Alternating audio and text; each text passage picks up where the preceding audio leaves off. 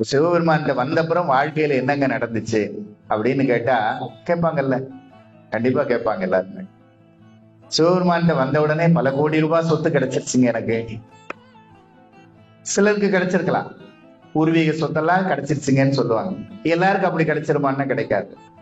ஆனால் கோடி கொடுத்தாலும் கிடைக்காத பெரும் சொத்து ஒரு நிலையான ஆனந்தம் கிடைச்சிருக்கா? கிடைச்சிருக்குங்க. பக்குவம் கிடைச்சிருக்கா? கிடைச்சிருக்குங்க. அப்ப துன்பமே இல்லையா உங்களுக்கு? இருக்குங்க.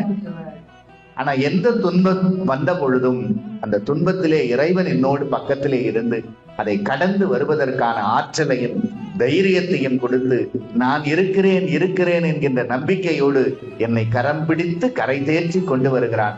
அதனாலே எனக்குள் நம்பிக்கை பிறந்தது. அது என்னை பக்குவப்படுத்தியது. இனி எந்த துன்பம் வந்தால் என்ன, எனக்கு என் இறைவன் இருக்கிறான், அவன் பார்த்துக் கொள்ளுவான் என்கின்ற ஒரு பெரும் நம்பிக்கை என்னுள் பிறந்தது.